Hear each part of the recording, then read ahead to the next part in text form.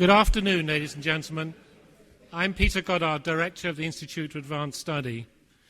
Kurt Gödel, whose life and work we celebrate today, has been associated with the Institute for Advanced Study since its earliest days. He was amongst its first members, returning for periods in the 1930s and 1940s, before joining the faculty in 1953, and he remained here until his death in 1978. Gödel's life's work, as our speakers will demonstrate, realized the vision of Abraham Flexner, founding director of the Institute, who argued that research motivated by intellectual curiosity rather than by immediate prospects of utility was more likely to produce ideas that change the way we think and might very well lead also to developments of practical value. For decades, Gödel was part of the life of the Institute. In earlier years, accompanying Einstein on his walks home from the Institute and discussing general relativity with him, unexpectedly extending hospitality at his home to new postdocs like Freeman Dyson in 1948. And then, in his later years, as an almost mythical figure, walking the Institute grounds, as when I first came here in 1974. Our program today consists of talks by Karl Sigmund, Solomon Feferman, John Burgess, Arvi Vigdisson, and after tea, John Dawson, followed by a panel discussion moderated by Juliet Kennedy. Questions to the speakers shall be postponed until the panel discussion session at the end. The whole program will be followed by a reception in the Ford Hall Common Room.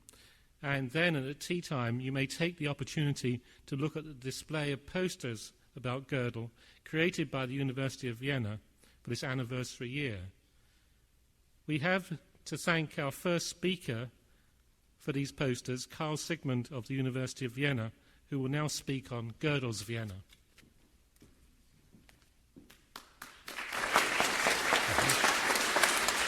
Thank you. Thank you very much, Peter.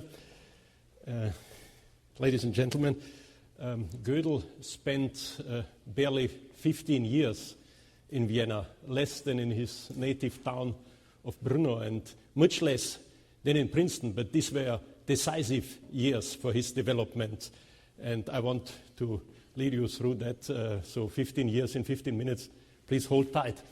He enrolled at the University of Vienna in 1924, initially in physics, but he soon switched to the interface between mathematics and philosophy under the influence of two extraordinary teachers. One was the philosopher Heinrich Gompertz, here in a drawing by Egon Schiele, and the other one was the eminent number theorist Philipp Furtwängler, a cousin of the famous conductor. In retrospect, it seems obvious that Gödel could not have chosen a better place for his studies than Vienna, because a few years before, the Vienna Circle of Philosophers and Mathematicians had been founded by the philosopher Moritz Schlick and by the mathematician Hans Hahn, and soon Gödel studied with them and became one of the youngest members of the Vienna Circle. And one of the major topics of the Vienna Circle was the logical foundation of mathematics. Here we see truth tables actually in lecture notes. And these lecture notes were taken by Hermann Broch, a famous writer, 20 years older than Kurt Gödel, but who sat side by side with Kurt Gödel through the same lectures. And actually the friendship between the two men was resumed after the war in Princeton. So I have mentioned Broch and Furtwängler and Schiele. So Vienna at that time was teeming, of course, with talent and genius in what would later be called its golden autumn. And soon Gödel was able to make signal contributions to this amazing flowering by his completeness theorem, and 1 year later by the incompleteness theorem, which characteristically he first announced to his friends in a typically Viennese coffee house, as we can see here in the notes of the philosopher Carnap, who was another member of the Vienna Circle and in close relation with Kurt Gödel. at the time. So Kurt Gödel was living as a postdoc, living from his own considerable means. He led a very retired life together with his widowed mother and with his brother, a medical doctor.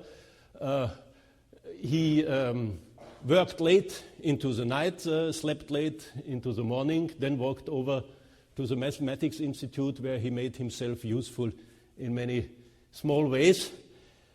Vienna, of course, at that time was a capital of philosophy, and it attracted visitors like young hopefuls, Alfred Tarski from Poland, or Alfred Ayer from Britain, or Willard van Orman Quine from the United States. They were all not yet in their 30s when they came.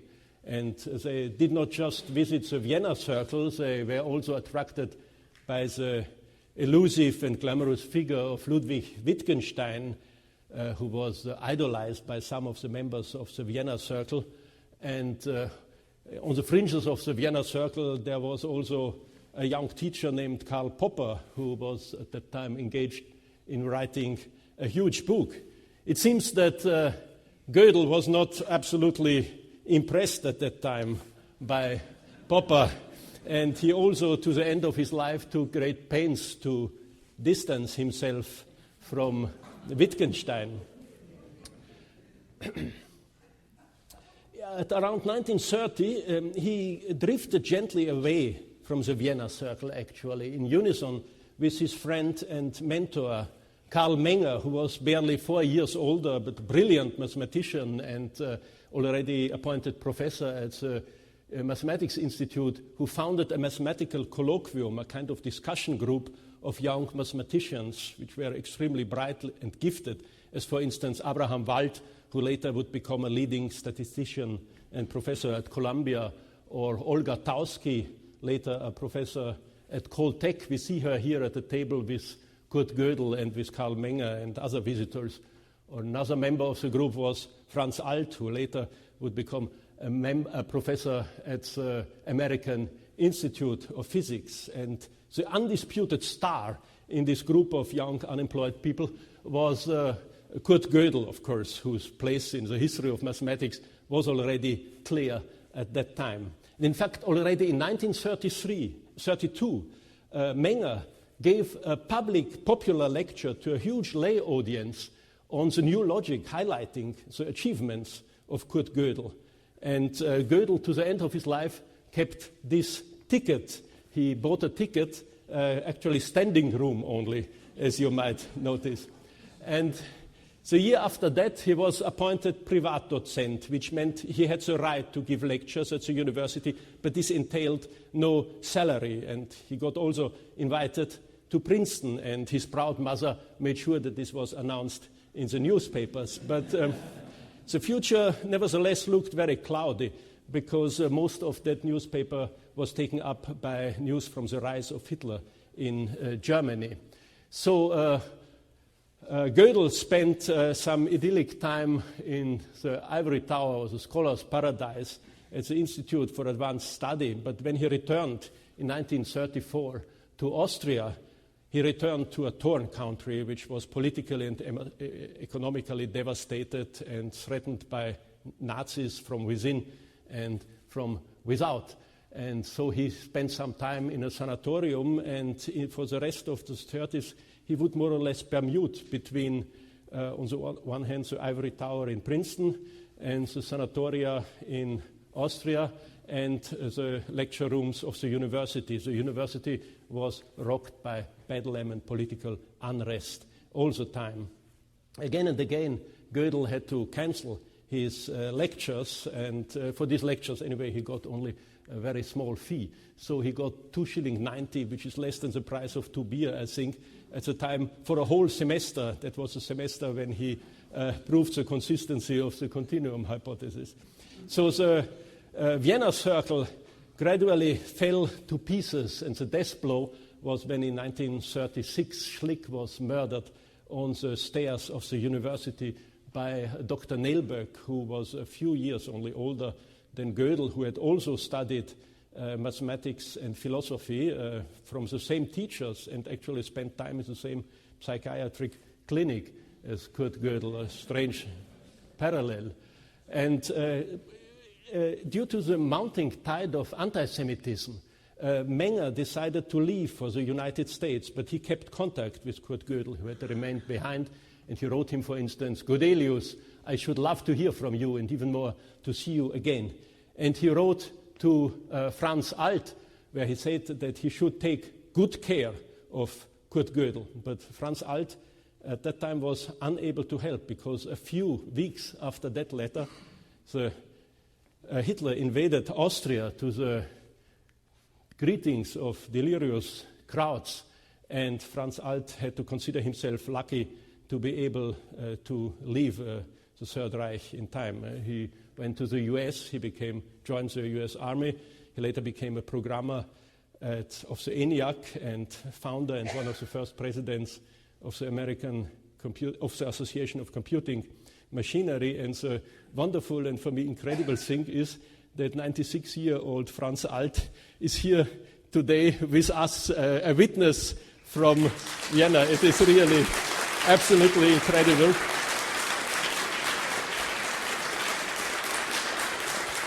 Thank you very, very much, Franz, for this.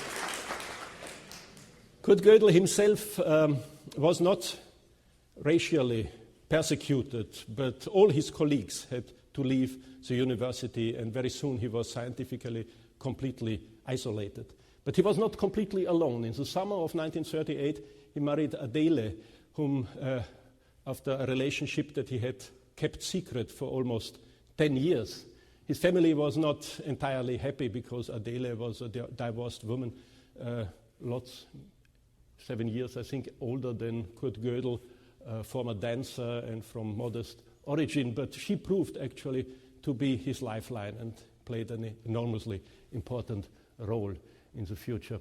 And in the summer of 1939, just before the outbreak of the war, there was an extremely tense moment. Gödel hoped to leave Vienna with his wife for Princeton, but he became embroiled in a bureaucratic nightmare. His re-entry visa to the United States was cancelled, and his lectureship was suspended, and he was mustered by the German Wehrmacht and found fit for garrison duty. And when the war broke out, the situation seemed, in fact, completely hopeless for the couple. But there the Institute for Advanced Study proved up to the task, and John von Neumann stepped in and briefed the director, and the director knew where to intervene, and miraculously, the Gödels got permission to leave the Third Reich. In January of 1940, they left and crossed, journeying around a war-torn globe. They finally reached the safe haven of Princeton, and Gödel's friend from Viennese days, Oskar Morgenstern, who was already in Princeton, wrote in his diary, "Gödel arrived from Vienna via Siberia," this time his wife. "Asked about Vienna, the coffee is wretched." Among Viennese, nothing more must be said. But Oskar Morgenstern and Kurt Gödel were just two of many, many thousands of scholars and scientists and artists who had left and found refuge in the United States in a brain drain which is unparalleled in history.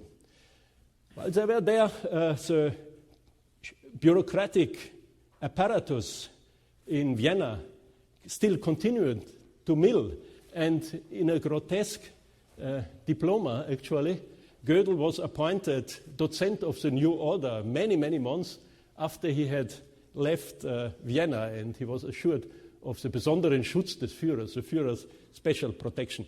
But Gödel never collected that diploma. In fact, he never returned to Vienna, not even after the war. He kept writing for decades to his mother and to his brother, telling them that he had plans for a forthcoming visit in Vienna, but postponed that again and again, and finally he confessed that he was haunted by nightmares about being trapped in Vienna again, and so he never returned.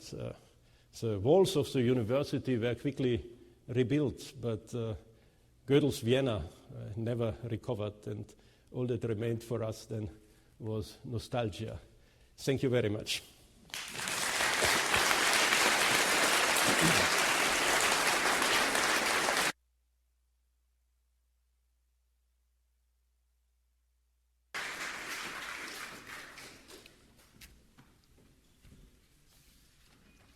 Our next speaker is Solomon Feferman of Stanford University, whose title is The Nature and Significance of Gödel's Incompleteness Theorems.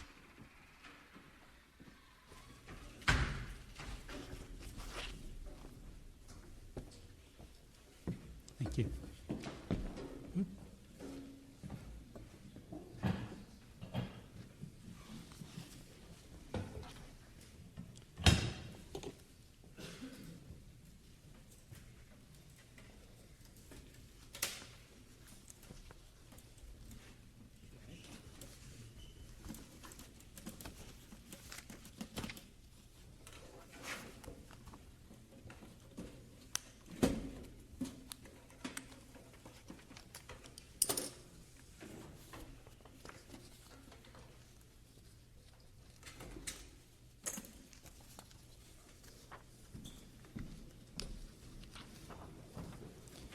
So this is one technology back.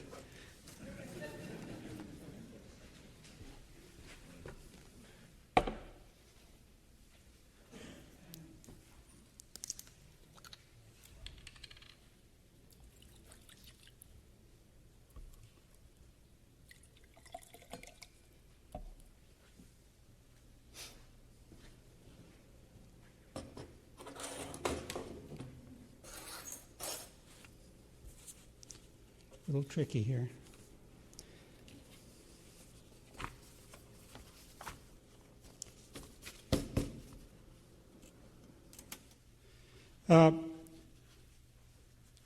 What Gödel accomplished in the decade of the 30s before joining the Institute changed the face of mathematical logic and continues to influence its development.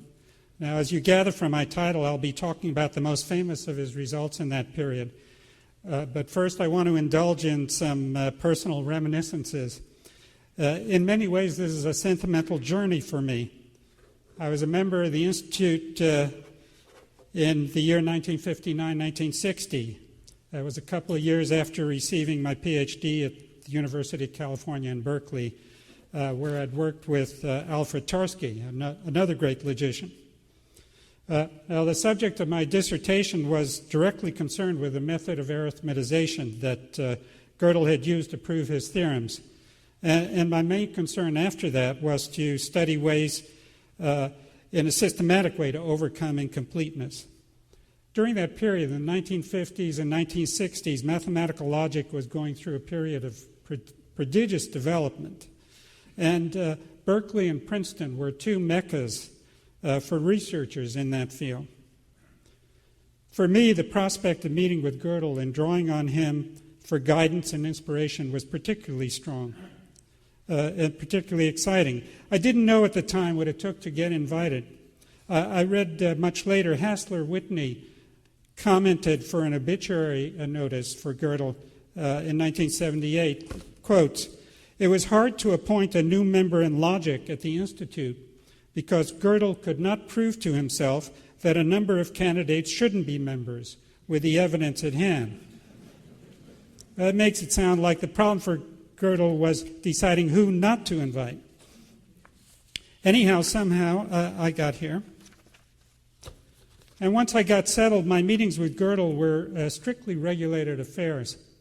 There were a few colleagues with whom he had extensive contact. Albert Einstein, as everyone knows, and Oscar Morgenstern among them, and a few of the more senior visiting logicians. There were some younger logicians who managed to see him more often than I did, but I was a bit too intimidated to take full advantage of him, something I really regret to this day.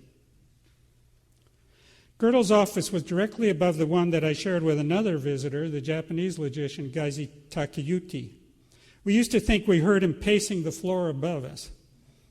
When I wanted to meet him and figured that he was in his office, I'd phone him for an appointment and would hear the phone ring and hear him answer. And when it worked out, I would walk upstairs to his office. There he'd be seated at his desk, and I would sit down across from him.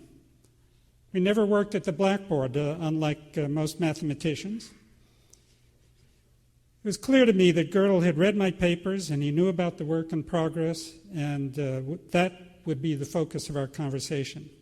He'd raise some questions and make some suggestions, and what he had to say would be very much to the point and fruit for further thought. After precisely half an hour, the alarm on his watch would go off, and he would say, "I have to take my pills." And I took that as my cue to leave. The director of the institute at the time was J. Robert Oppenheimer. And he arranged a short welcoming meeting with each new member. In my meeting with him, I had in mind that I might mention a contact we had of a sort a dozen years before. I had served him lunch as a student waiter at Caltech. At the right moment, never presented itself. In our conversation, I was surprised how much Oppenheimer knew and understood about the work that had brought me to the Institute. 20 years later, I was reminded of that. I was a visiting fellow at All Souls College, and one evening there was a dinner at which Margaret Thatcher was the guest of honor. And after the dinner, an informal gathering, she circulated among all the fellows and visitors. And when my turn came, I had 2 minutes with her, and within those 2 minutes, she had sized up entirely what I was doing in life and in my work, and then she told me what I ought to be doing. Oppenheimer didn't go that far, but I bet he could have. To get back to Gödel, of the three major results that he obtained in mathematical logic in the 30s, only the incompleteness theorem is registered on the general consciousness. And inevitably, popularization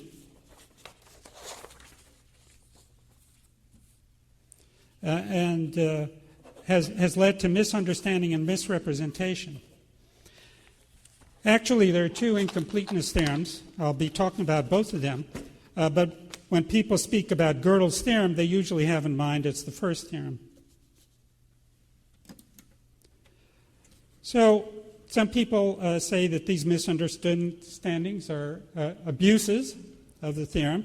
One common statement is it tells us there are absolute limits to what can be known, or more specifically, that there are mathematical truths that can never be proved. Among postmodernists, for example, it supports skepticism about objective truth, that nothing can be known for sure. Now, here's something that was brought to my attention by Torkel Franzen. This is an actual publication, Bibliography of Christianity and Mathematics, that I had not been aware of. Quote, theologians can be comforted in their failure to systematize revealed truth because mathematicians cannot grasp all mathematical truths in their systems either. And from the same publication, not a quotation, but in essence, that the incompleteness theorem implies the existence of God, since only He can decide all truth.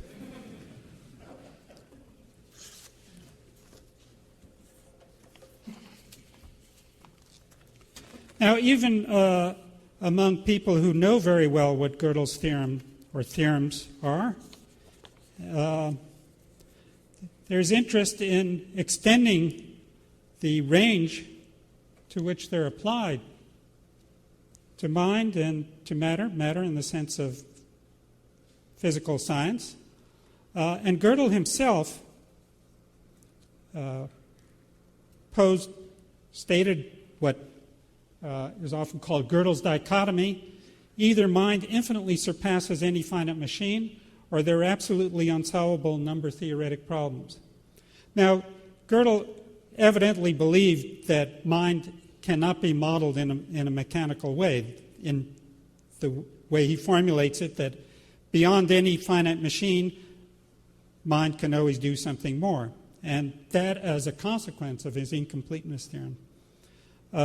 But he didn't have an unassailable argument for this, and so he stated this in this more cautious way, that if mind is mechanical, then that will mean that there are absolutely unsolvable mathematical problems, in particular in the domain of number theory, or arithmetic, as we speak of that area of mathematics. Now, someone who believes quite clearly that mind cannot be modeled in a mechanical way is Roger Penrose in various publications, famous mathematician and physicist. So in his book Shadows of the Mind, he says that Gödel's theorem shows that there must be more to human thinking that can never be achieved by a computer. Now, Penrose went on to conclude that since mind is not mechanical, and since everything has to be explained in terms of natural science, and basically in terms of physics, that there has to be a physics that leads to non-computable, non-mechanical effects. And he decided that current physics doesn't do that, and that we need a new physics. But apparently he has not yet arrived at that. Well, there's been a lot written about this question, what's the significance of Gödel's incompleteness theorem for philosophy of mind and the issue of whether mind is mechanical. And I've written a critique of Gödel's own argument in this recent publication, which you can find online very easily. And there are references to an earlier critique I made of Penrose. Various people have, and you will see, if you're interested, from the bibliography there, that there's quite a rich literature there. The second thing I want to bring attention to, and that I will come back to later, there's not time really to go into this question of is mind mechanical here, is the significance or possible significance of Gödel's theorem for physics. And in particular, something that Freeman Dyson wrote in the New York Review of Books and a review of a book by Brian Greene. I'll come back to that towards the end of the lecture. I do think we should take seriously these kinds of possible applications beyond the scope of mathematics of Gödel's theorem, and that those things should be examined on their merits. For those of you who want to delve into Gödel's theorems, there are two publications, fairly recent, that I would recommend strongly, both by Torkel Franzen, sadly, who died last year of cancer in midlife. The first, Inexhaustibility, is the more technical of these references, expositions. So anybody with a certain amount of, not very much, mathematics and logic can go step by step through the statement of the results and proofs. The second one is for a more general audience, and I think is extremely good for its level. So to get back to the Gödel theorems themselves, let me state what's not a precise version. It's a first approximation, if you will. But it's one that can be made precise. And that is that in any sufficiently strong formal system, there are true arithmetical statements that can't be proved. Well, practically everything in that has to be explained if it's to be made precise. What do we mean by a formal system? What does it mean to say that a formal system is sufficiently strong? What are arithmetical statements? What does it mean to be proved? And in the formal system? And what does it mean to be true? So I'll take these up point by point.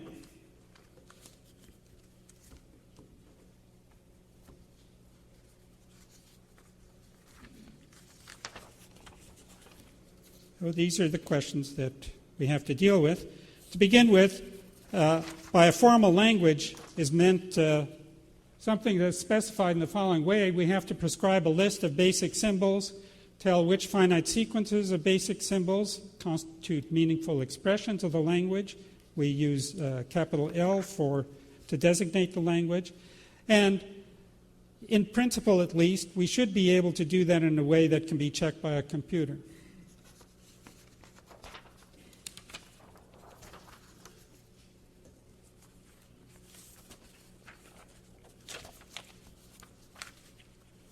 Now, there's one particular language that's important to the whole discussion, and that's what's called the formal language of arithmetic or higher arithmetic for the subject of number theory.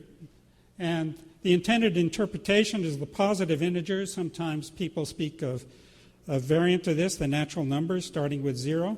We have symbols for the first of these, 1, and for addition, multiplication, equality, and the less than relation.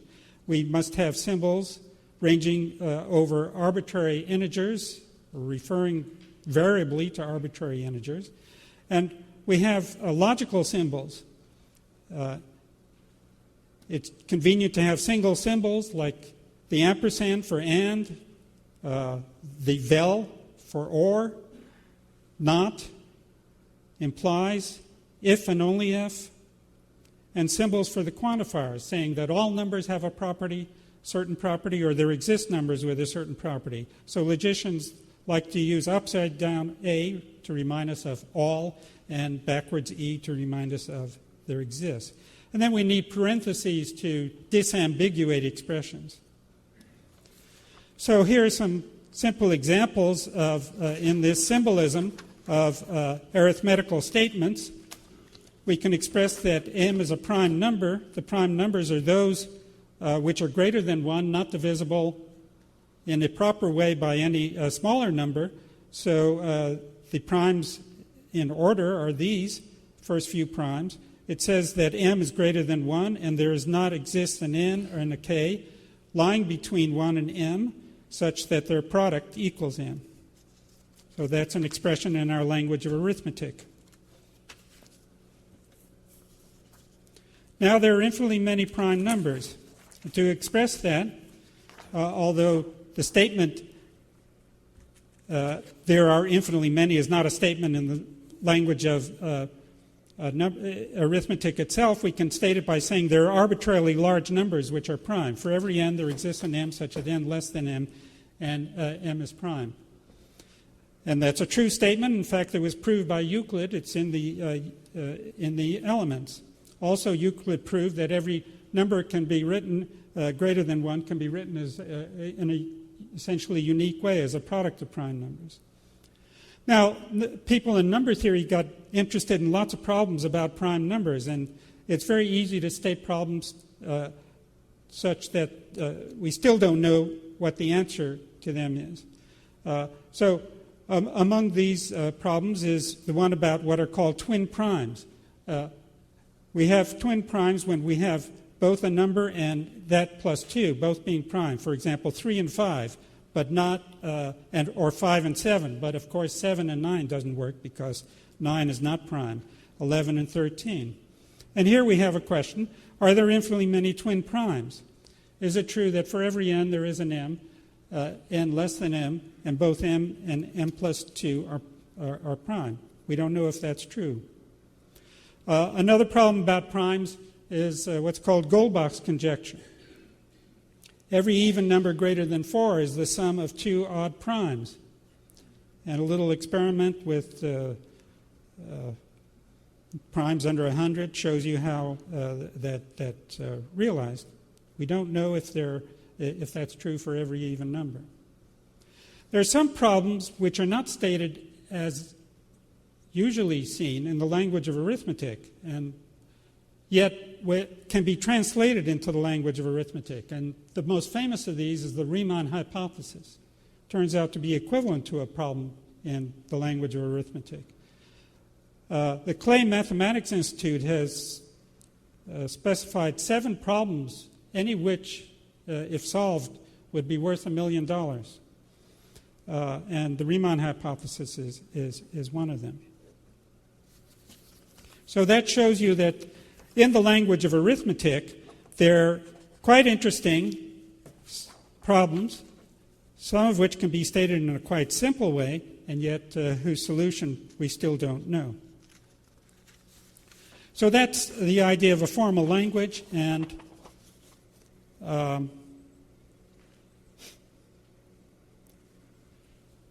particularly of the language of arithmetic.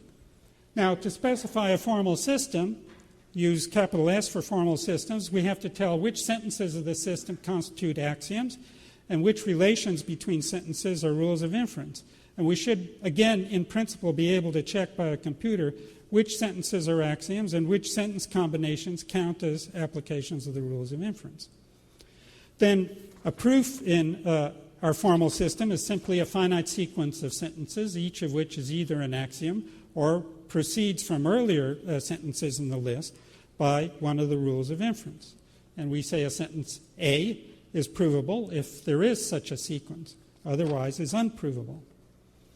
And the system is consistent if you cannot prove a contradiction in the system. If there's no sentence A such that both A and its negation, not A, are provable in the system. Now, for the incompleteness theorems, there are two senses of incompleteness. Most commonly, you see this one, that S is formally complete if for every sentence of the language of that formal system, either it is provable or its negation, not A, is provable.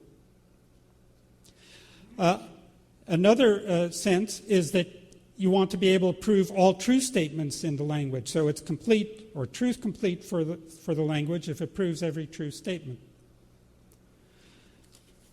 So that's the general concepts that we need about formal systems. And again, a specific formal system that is commonly used when we come to talk about sufficiently strong formal systems is the system of piano arithmetic, abbreviated PA. It goes back to axioms that were proposed in a more informal way in the late 19th century by the Italian mathematician Giuseppe Peano. It has axioms which are just some basic, simple facts about 1, the first positive integer, addition, multiplication, equality, and less than, and most importantly, what's called the principle of mathematical induction, that for all properties expressed in the language, if the property holds of 1, and whenever it holds of n, it holds of n plus 1, then it holds of all positive integers. So now we can state a precise version of Gödel's incompleteness theorem.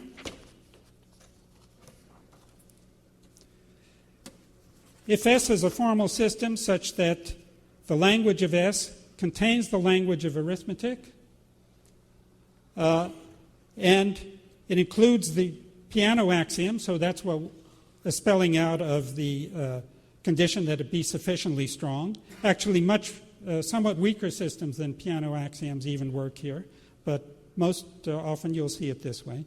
And if it's consistent, then there is an arithmetical statement which is true, but not provable in the system. So it's not truth complete. Now, Gödel's own statement was in terms of formal incompleteness, not formally complete, but he had to have a slightly stronger condition than consistency, a kind of a technical condition. So I thought it'd be better if we saw the theorem posed in this way. I was going to try to give an idea of Gödel's proof.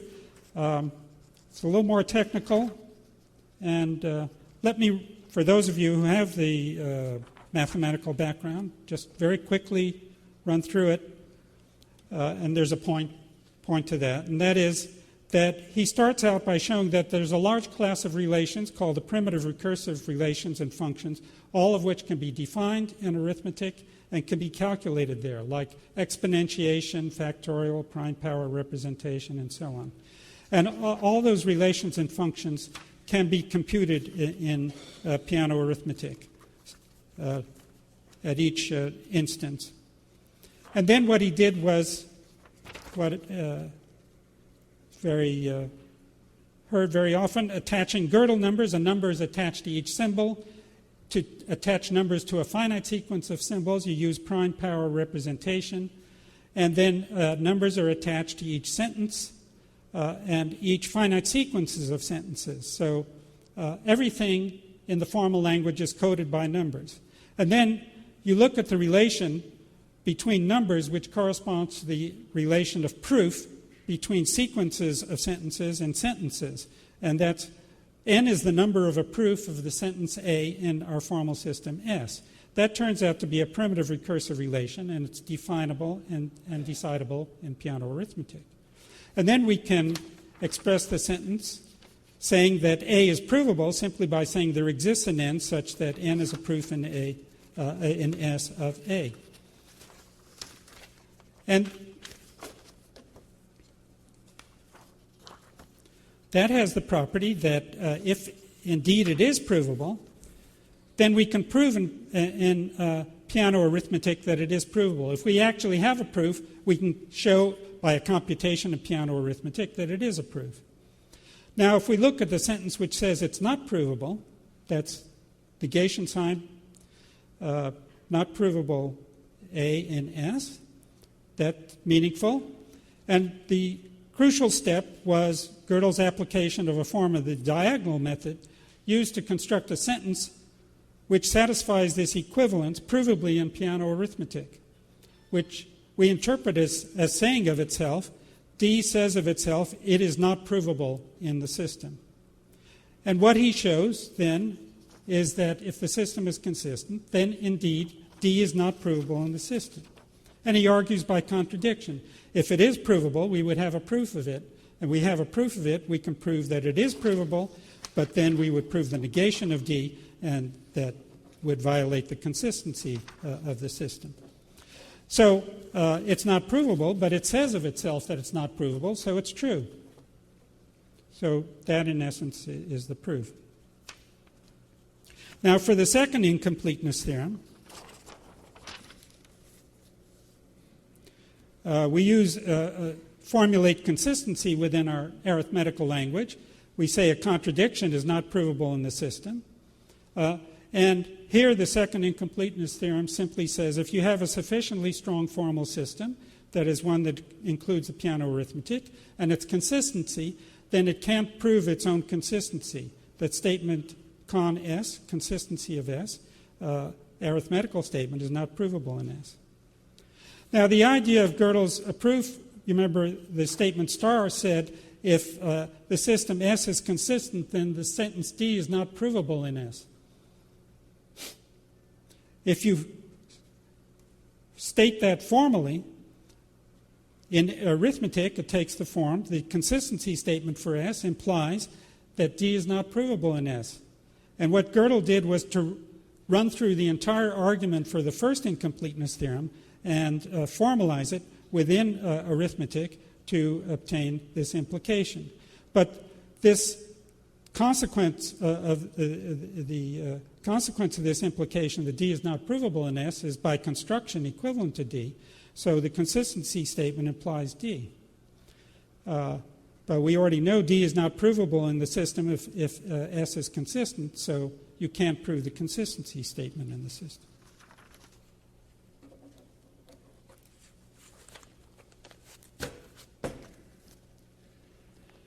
Well, those are the ideas, in essence, for the first and second incompleteness theorems. Now, Gödel's theorem is significant in many different ways, but I want to, before we get into that, go a bit into the history. And John Dawson reminded me of this coincidence that November 17th, 1930, he had already told Carnap, as you saw at the cafe in Vienna, of his result of the first incompleteness theorem. But it was the 17th of November that he sent in his paper, that it was received by the editors of the Monatshefte für Mathematik und Physik, where it was eventually published in January 31. Of course, nowadays it takes 2 or 3 years before a journal receives a paper and it's published. Here it only took 3 months. So that was November 17th, but his first announcement in public, aside from his announcement to Carnap and other of his Vienna colleagues, was in September 1930. It was a meeting in Königsberg on philosophy of science and foundations of mathematics. And it was announced as a kind of commentary on one of the lectures there. Apparently nobody except von Neumann, who was there, understood what Gödel was saying. Even Carnap, who had already had it explained to him, didn't understand it. Von Neumann was extraordinarily quick, and he immediately recognized the importance of this, was very enthusiastic. And after the meeting, he went home and thought about this a bit. And on November 20th, he wrote Gödel saying, "Hey, there's a consequence of the argument for the first incompleteness theorem, and that is that a system can't prove its own consistency if it's sufficiently strong." And Gödel said, "Well, it happens I just sent in this paper for publication, and I stated the second incompleteness theorem in that paper."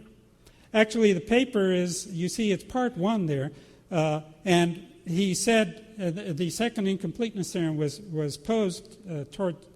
stated towards the end of that without a proof. And he said, in part 2, I will give a complete proof.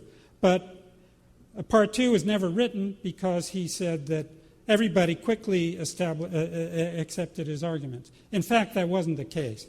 And in particular, as we'll see, somebody very important didn't understand it.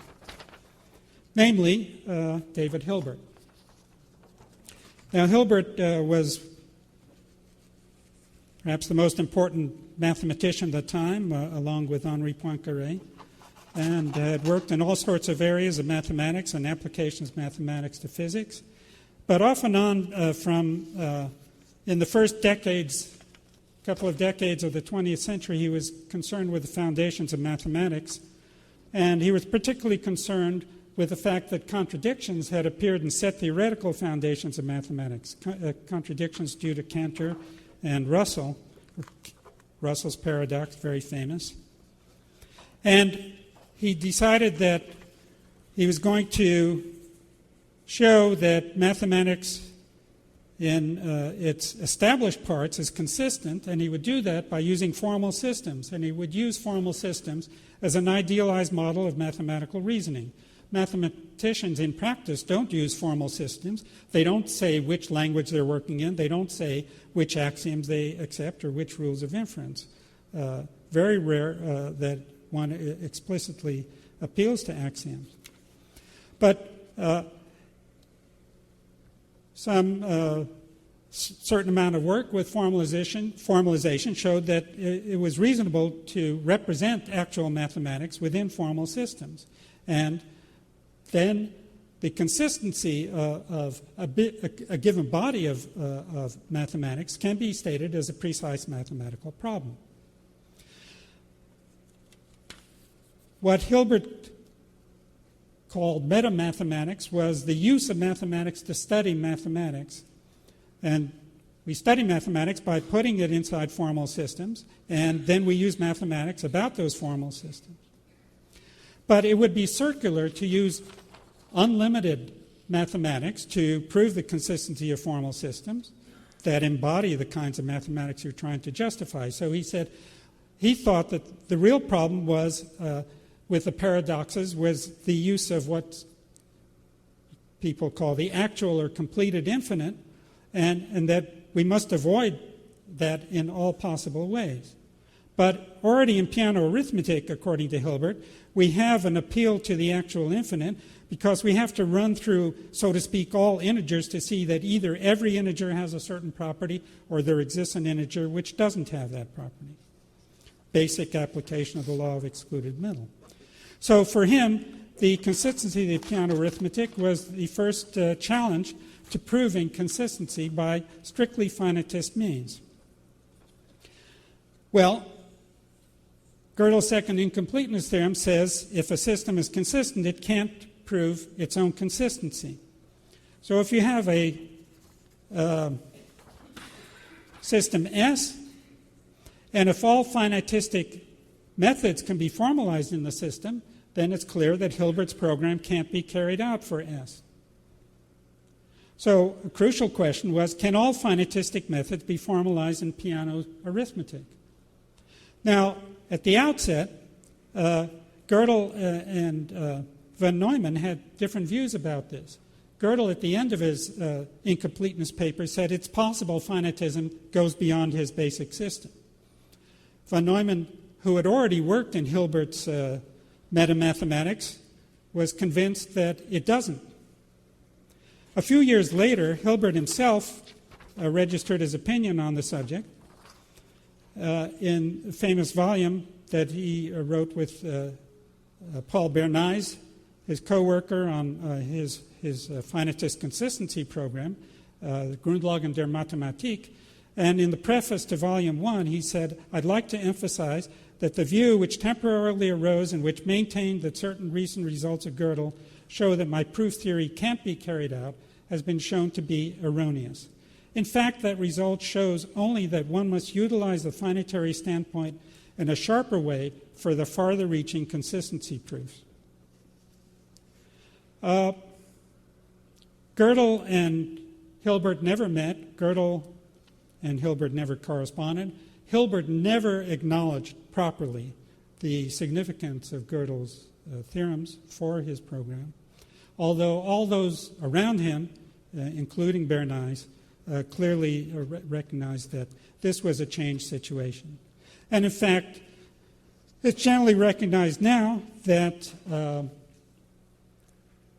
finitism doesn't go beyond piano arithmetic, and that if we're going to do anything like Hilbert's program, carry it on, that we have to use other kinds of methods, not necessarily full methods of classical mathematics, so-called constructive methods, in what are called extended forms of Hilbert's program.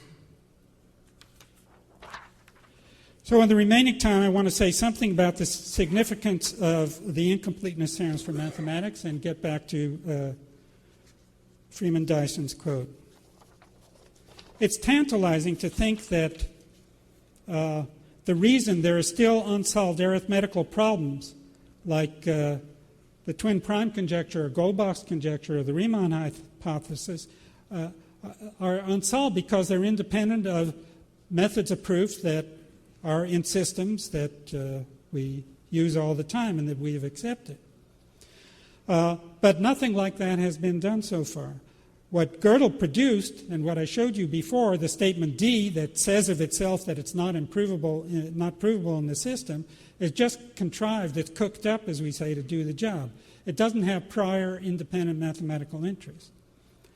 The logicians have worked hard on producing natural-looking arithmetical statements, and in fact have succeeded, for example, with arithmetic. A variant of Ramsey's theorem had not been stated before.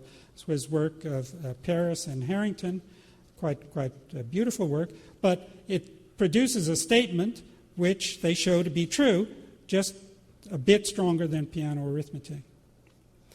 For a long time, there was the famous Feferman conjecture that about generalization Pythagoras statement in number theory, whether they're integer solutions to a certain equation.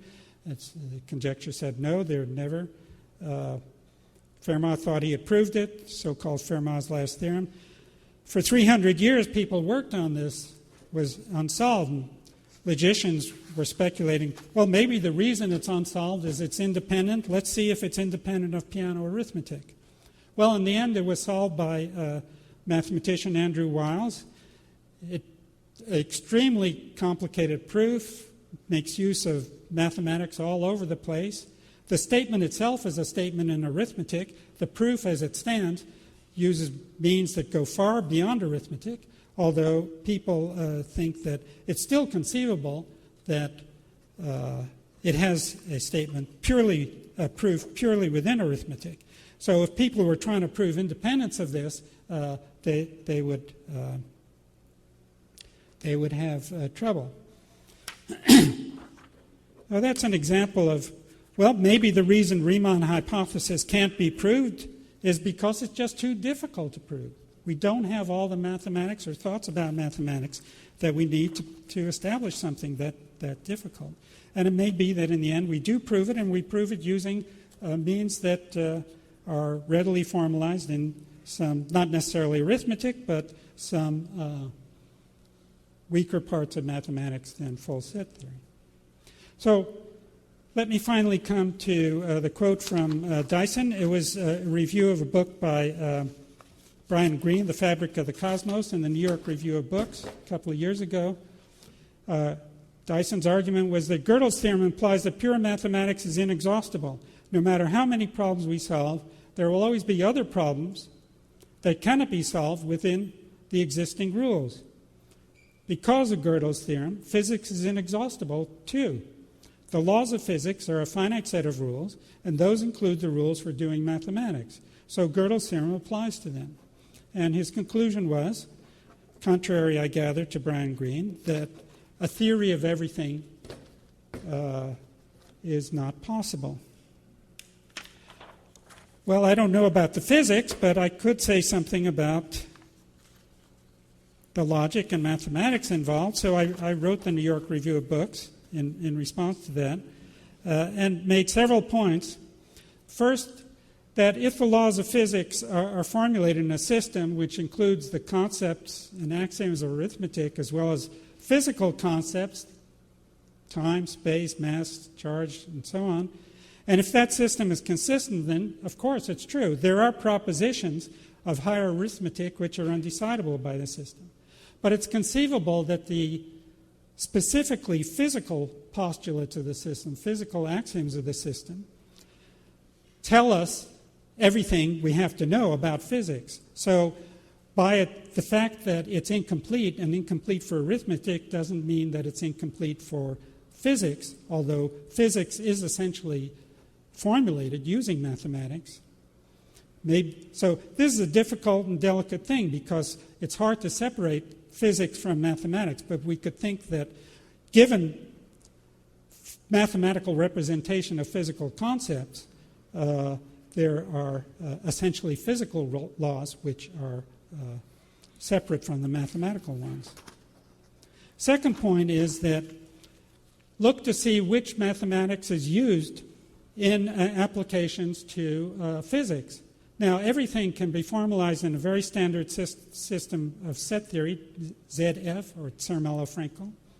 And people have shown that much weaker systems suffice. In fact, I've conjectured, and there's a good deal of evidence for this, that as far as scientifically applicable mathematics is concerned, all of that can be formalized in a system that doesn't prove anything arithmetical beyond what piano arithmetic does, is what we call is a conservative extension of piano arithmetic. That doesn't say anything about pure mathematics. It's just about scientifically applicable mathematics. And finally, the kind of situation we met with Fermat's theorem. And whatever principles and methods one accepts at a given time may be enough to overcome the inexhaustibility that we meet in practice for any specific problem, and that it just takes a great deal of ingenuity and creative ingenuity and difficult work to do that. Well, Gödel's theorem says, in principle, pure mathematics is inexhaustible. And Gödel said, that shows that we always need new axioms. And philosophically, that one can't argue with that. But the question then is, just which axioms ought one to accept for mathematics, and why? And I think that is a genuine philosophical problem. It's no longer a mathematical problem. And like all philosophical problems that are of any importance, nobody agrees on what the answer to this is or should look like. But in the meanwhile, Mathematics goes on, life goes on. Thank you.